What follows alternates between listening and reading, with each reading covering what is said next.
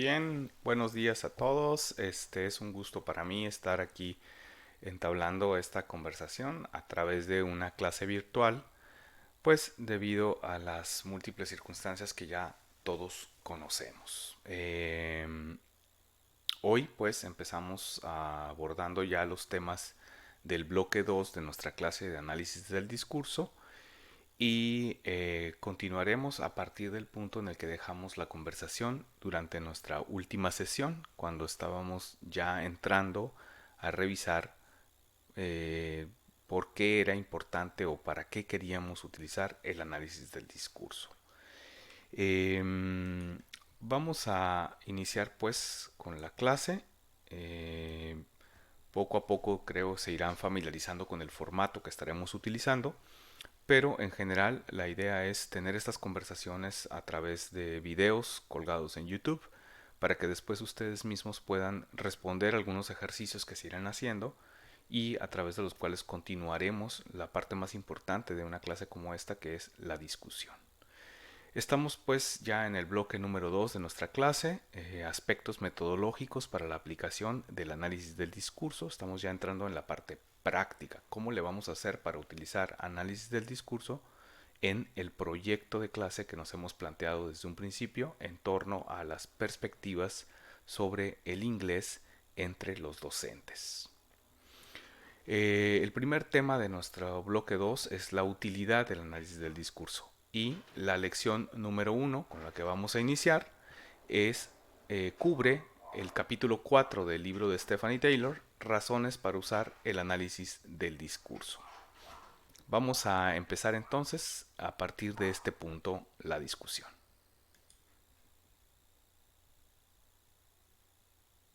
Durante nuestra última conversación en clase, nosotros estuvimos hablando de estas cuatro razones que la autora del libro nos ofrecía para invitarnos a utilizar el análisis del discurso en una investigación del área de las ciencias sociales, en este caso en el área de educación, que es donde estamos nosotros.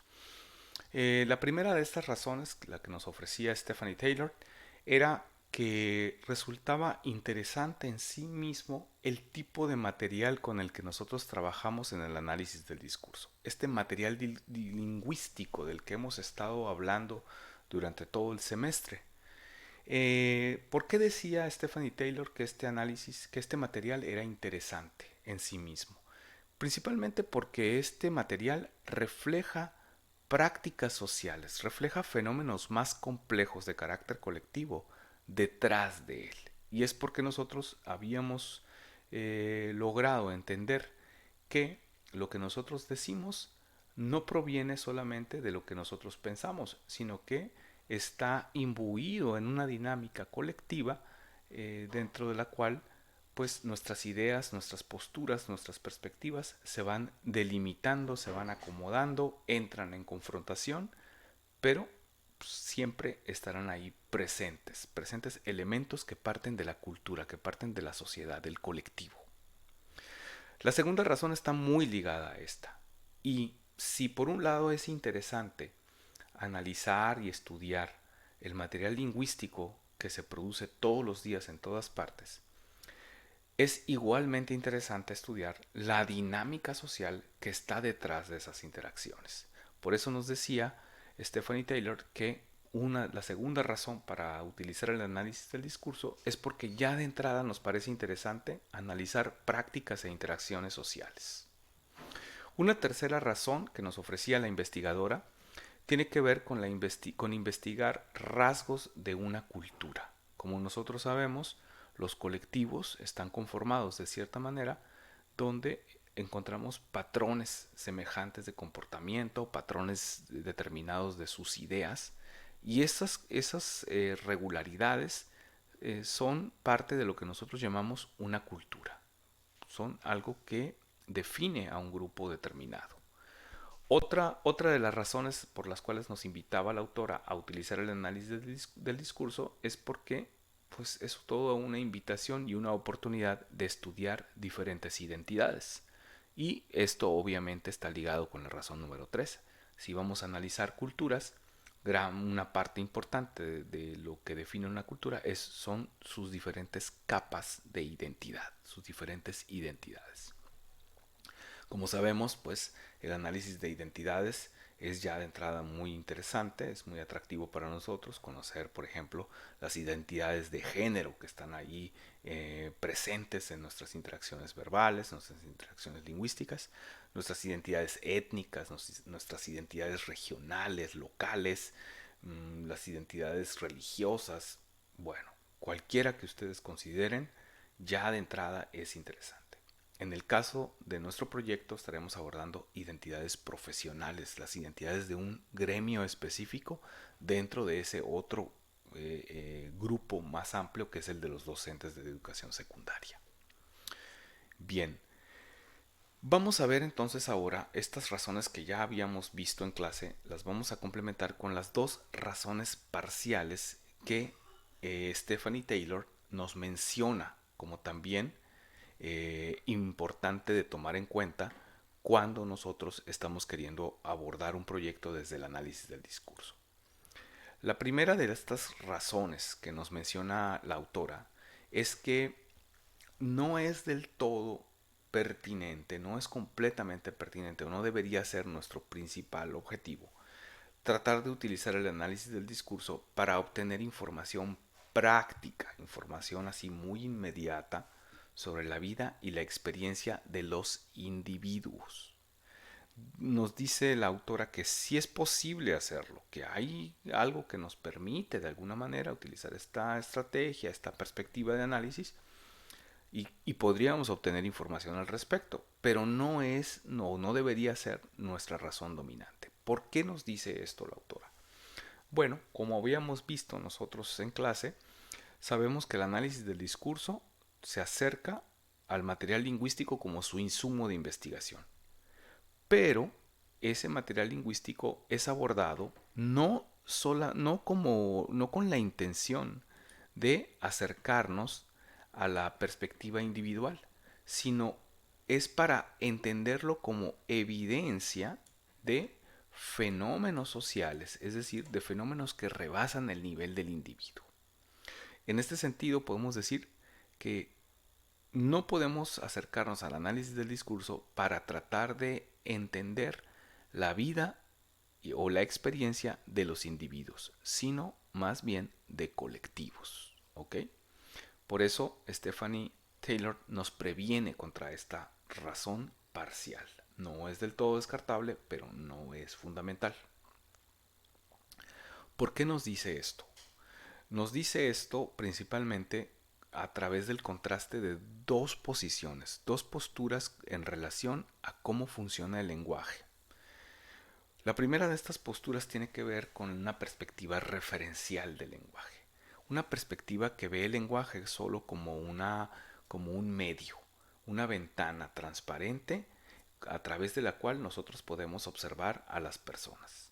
Es decir, desde esta postura referencial, lo que la gente dice es realmente lo que la gente piensa o lo que la gente hace.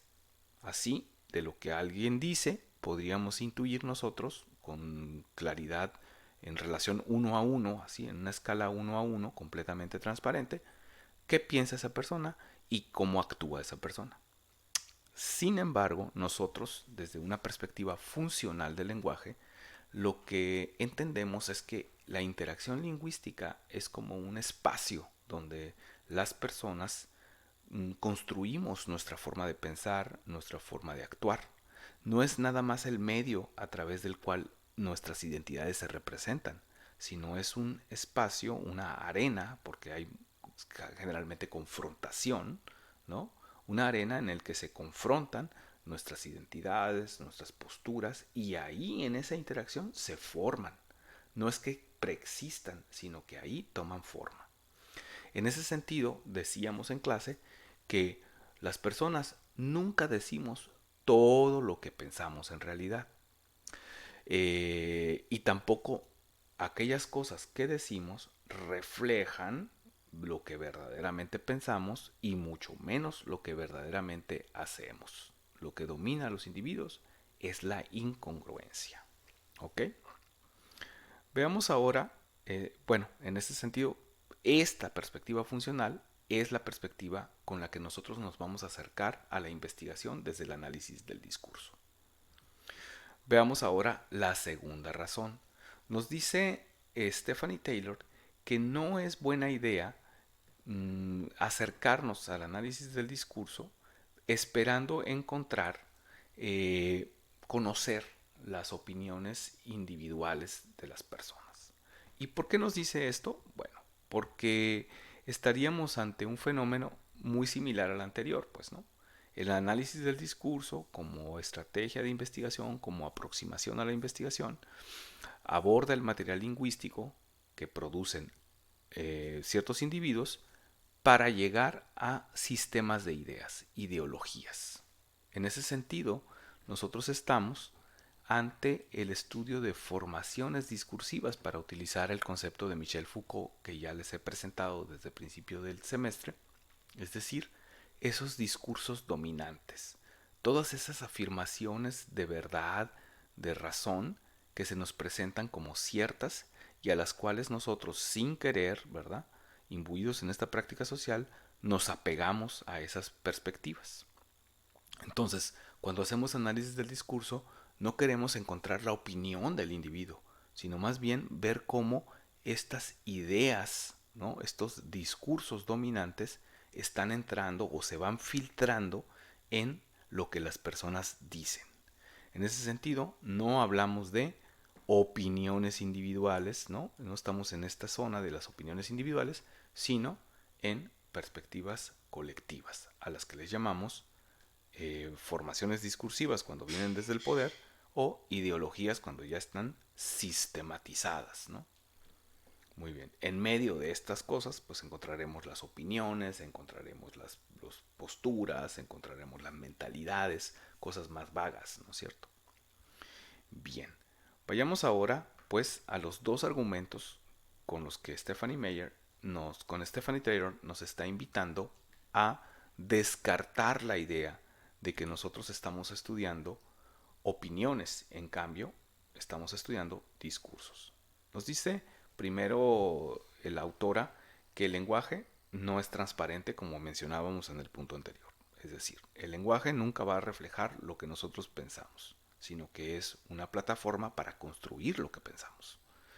En ese sentido, lo que nosotros decimos en una conversación, en una entrevista, en un grupo de focal, en una asamblea que estemos estudiando, o en una clase, por ejemplo, no va a depender solo de tu intención comunicativa, de lo que tú traías en la cabeza, sino que muchas veces va a estar delimitada también por las circunstancias, por el contexto en el que la estás produciendo.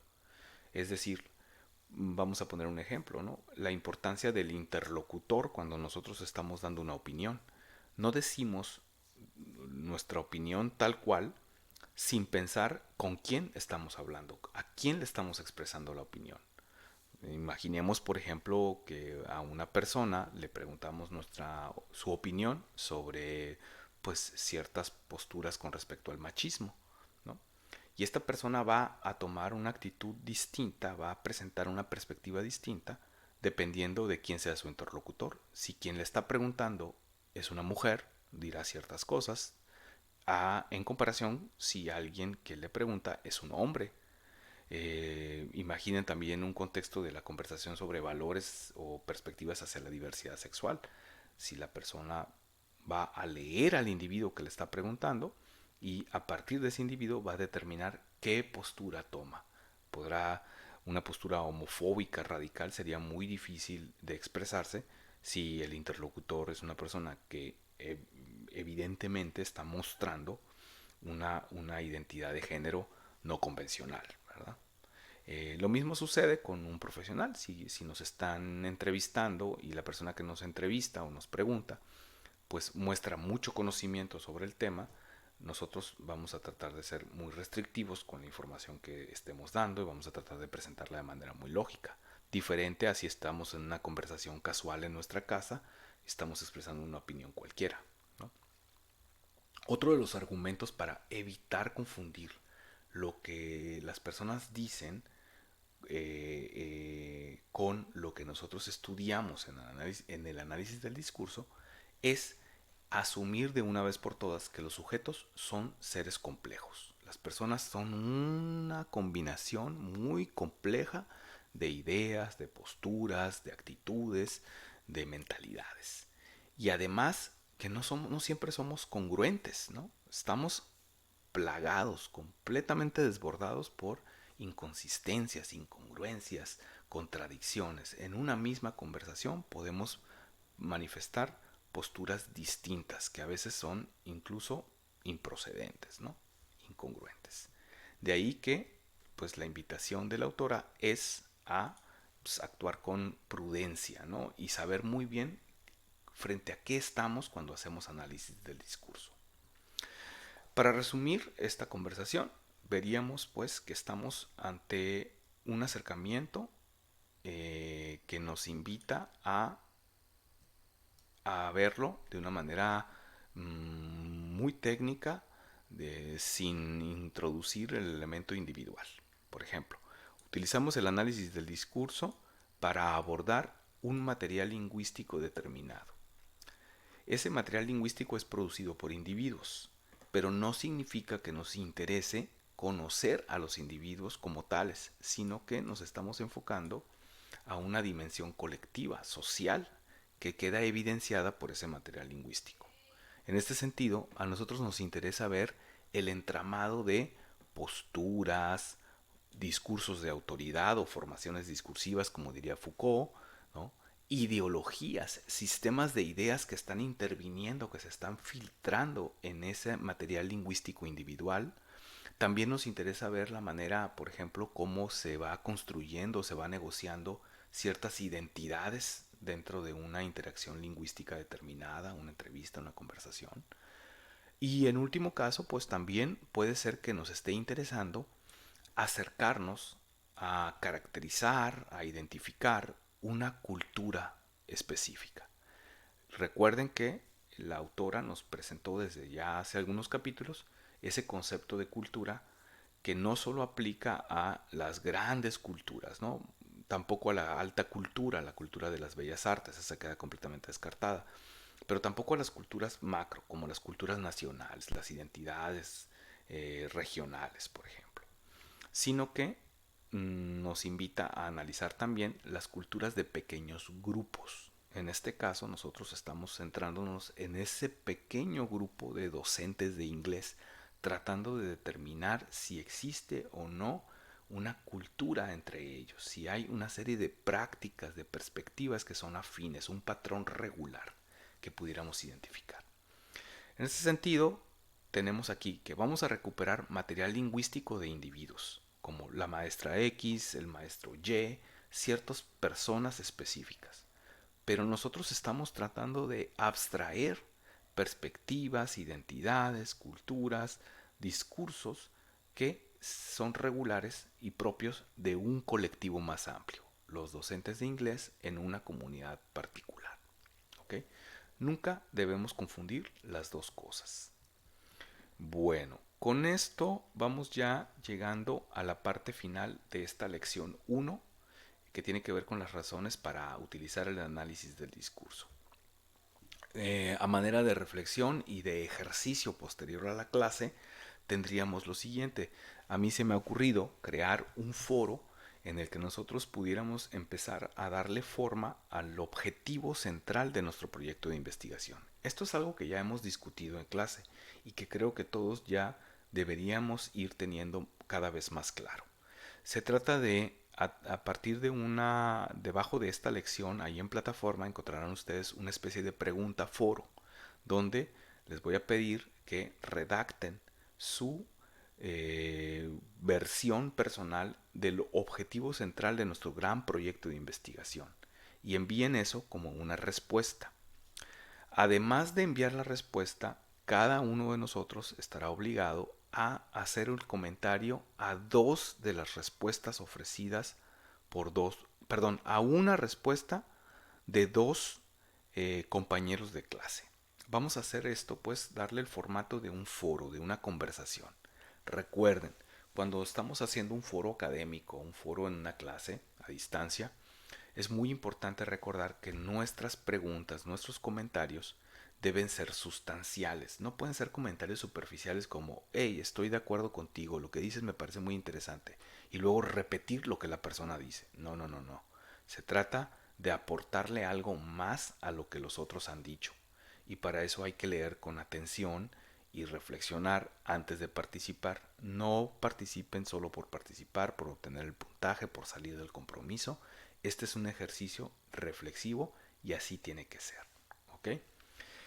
Bueno, en nuestra próxima lección estaremos ya abordando aspectos metodológicos de fondo y para eso es importante que ustedes lean el resto del capítulo 4 del libro de Stephanie Taylor, es decir, leer completamente de la página 58 a la 66. Como siempre les recuerdo, hay que tomar notas mientras estén leyendo, lleven, hagan diagramas, apunten preguntas, cosas que no entiendan, subrayen, todo eso se puede hacer en el documento de PDF y en su libreta personal.